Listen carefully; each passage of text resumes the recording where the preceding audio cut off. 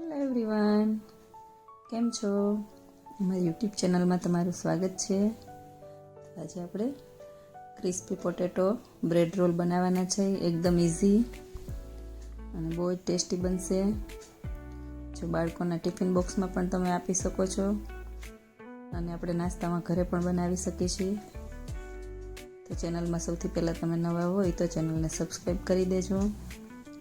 સૌથી પહેલાં આપણે બાફેલા બટેકા લઈ લીધા છે 3. હવે એને આપણે આ રીતે છૂંદો કરી નાખશું. બટેકા થોડાક ઠંડા થઈ ગયા છે એટલે સરસ સારી રીતે આપણે બને રોલ અને ચીકણા ન થાય. તો તમારે બાફીને થોડાક ઠંડા કરી લેવા, પછી જ આપણે રેસીપી બનાવવી. હવે એને આપણે બાઉલમાં લઈ લેશું.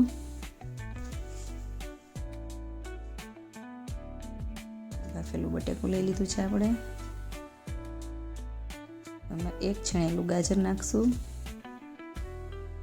કેપ્સિકમ મરચું સુધારેલું લઈ લીધું છે. આ બ્રેડનો ભૂકો છે 1 ચમચો. હજી જરૂર પડશે તો આપણે લઈ લેશું. તીખી મરચી સુધારેલી, આદું છે ખમણેલું, લીલા ધાણા તમારે જેટલા ભાવતા હોય એટલા ભરપૂર એડ કરો તો પણ ચાલે, અને જરૂર પ્રમાણે મીઠું એડ કર્યું છે. લાલ મરચું પાવડર 1 ચમચી, ધાણા જીરું પાવડર ચમચી 1, ખાંડ લઈ લેવી સ્વાદ પ્રમાણે, 1 ચમચી જેટલું લીંબુનો રસ. હવે એને બરાબર રીતે મિક્સ કરી લઈશું આપણે.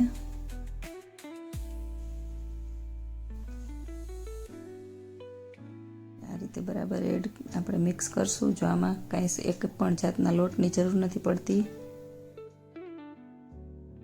જો બટેકું વધારે લાગે તો આપણે બ્રેડનો ભૂકો થોડોક એડ કરશું. અને તીખાશ તમારે વધારે જોતી હોય તો 2 થી 3 મરચી એડ કરી દેવી. આપણે 1 મરચી એડ કરી છે. હજી 1 ચમચો આપણે બ્રેડનો ભૂકો એડ કરશું.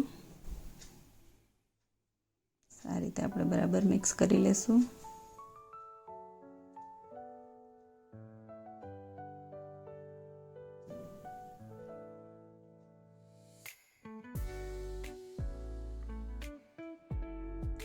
રેસીપી તમને પસંદ આવે ને તો ચેનલને સબસ્ક્રાઈબ ચોક્કસ કરી દેજો, જેથી કરીને અમે નવા કંઈ પણ રેસીપીના વિડીયો મૂકી તો સૌથી પહેલાં તમને નોટિફિકેશન મળે અને તમને જોવા મળે. સાથે સગાવાલાને શેર કરી દેજો. કમેન્ટ બોક્સમાં કમેન્ટ ચોક્કસ કરજો રેસીપી કેવી લાગી. આપણે સરસ મસાલો તૈયાર થઈ ગયો છે. હવે એને આપણે આ રીતે રોલની જેમ શેપ આપી દઈશું. હજી તમારે આનાથી થોડાક પાતળા કરવા હોય તો પણ તમે કરી શકો. આપણે મીડિયમ સાઇઝના રોલ વાળશું.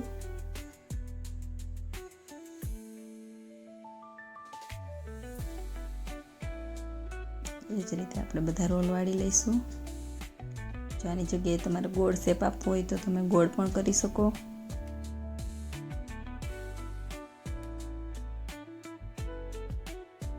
કમેન્ટ બોક્સમાં કમેન્ટ ચોક્કસ કરી દેજો રેસીપી કેવી લાગી.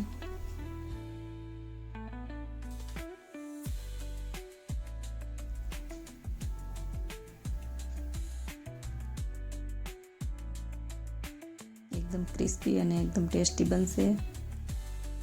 જોતાં જ ખાવાનું મન થઈ જશે. તમે એક વખત ચોક્કસ ટ્રાય કરજો. જો આપણે બધા જ રોલ વાળીને તૈયાર થઈ ગયા છે. જો તમે જોઈ શકો છો આપણે એક જ સરખો શેપ આપ્યો છે.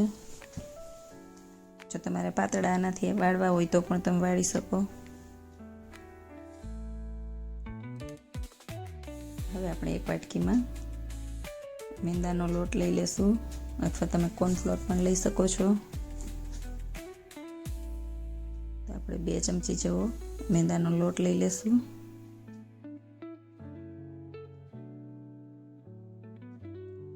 હવે એમાં આપણે પાણી એડ કરીને હલાવતા રહીશું. પાણી આપણે થોડું થોડું એડ કરશું, જેમ જરૂર પડશે એમ,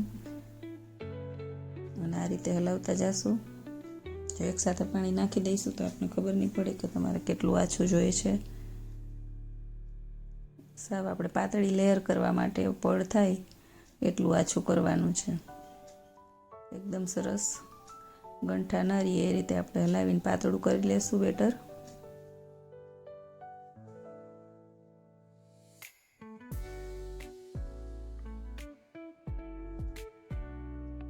આ રીતે આપણે એકદમ સરસ હલાવીને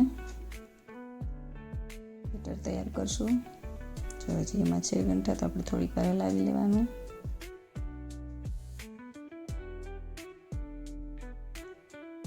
બ્રેડનો ભૂકો લઈ લીધો છે આપણે. બ્રેડનો ભૂકો ન હોય તો સેવ પણ ચાલે. હવે આપણે જે બેટર તૈયાર કર્યું છે એમાં આપણે રોલને આ રીતે ચબોડીને કાઢી લઈશું અને બ્રેડના ભૂકામાં રોળી દઈશું આ રીતે બધી જ બાજુ એક સરખું.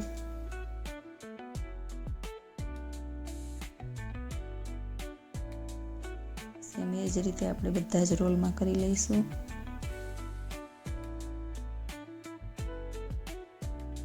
મેંદાની લોટની આટીમાં આ રીતે આપણે એક કવર કરવા માટે થઈને ક્રિસ્પી કવર બને ને એના માટે થઈને આ કરવાની જરૂર છે. એનાથી એકદમ સરસ ક્રિસ્પી રોલ થશે. સેમ એ જ રીતે આપણે કરી લઈશું.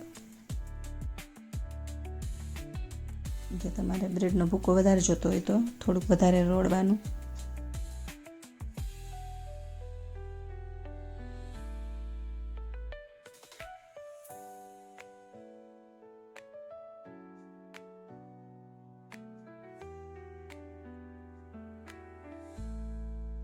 અને આપણે 5 થી 10 મિનિટ માટે એમણે સેટ થવા માટે રહેવા દઈશું. જો બધા જ રોલ આપણા તૈયાર છે. હવે આપણે તેલ ગરમ મૂકી દીધું છે. એમાં આપણે ધીમા તાપે તળી લઈશું. તાપ આપણે મીડિયમ જ રાખશું.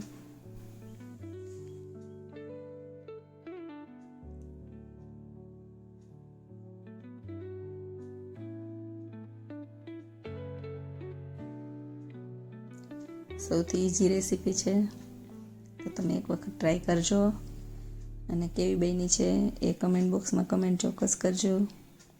કોને કોને બ્રેડ રોલ પસંદ છે એ પણ કમેન્ટ બોક્સમાં કમેન્ટ જણાવજો. આ રીતે આપણે ધીમે ધીમે હલાવશું કારણ કે નહીંતર બ્રેડનો ભૂકો છે એ છૂટો પડી જશે અને તમારું તેલ પણ ખરાબ થઈ જશે.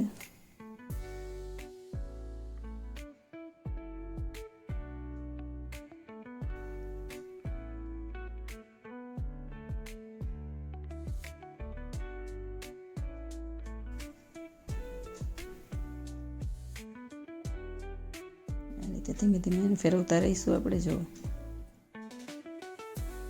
હજી થોડીક વાર માટે રહેવા દઈ.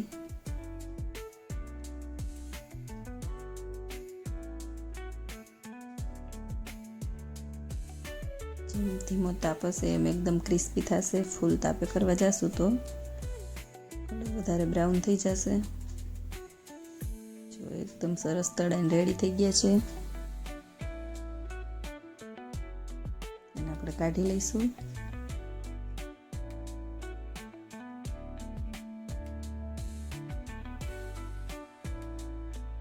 એ જ રીતે આપણે બધા જ રોલ તળી લઈશું.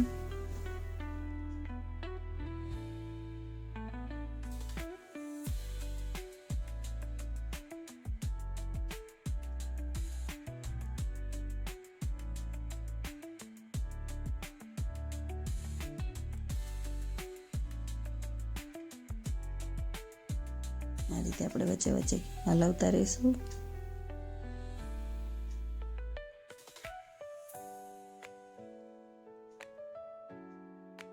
હજી સુધી તમે જો સબસ્ક્રાઈબ ન કર્યું તો સબસ્ક્રાઈબ કરી દો. જો તળાઈ ગયા છે આપણા, તળાઈને એકદમ રેડી છે. તો હવે આને આપણે સોસ સાથે ટેસ્ટ કરશું. એકદમ લાજવાબ બન્યા છે. જો હું તમને આ રીતે કટ કરીને પણ દેખાડી દઈશ. જો તમે જોઈ શકો છો એકદમ ક્રિસ્પી મસ્ત બન્યા છે અને સોસ આરે તો એકદમ બહુ જ સરસ લાગે. તો તમને રેસીપી કેવી લાગી કમેન્ટ બોક્સમાં કમેન્ટ કરજો અને સબસ્ક્રાઈબ ન કર્યું તો સબસ્ક્રાઈબ ચોક્કસ કરી દેજો. Thank you for watching.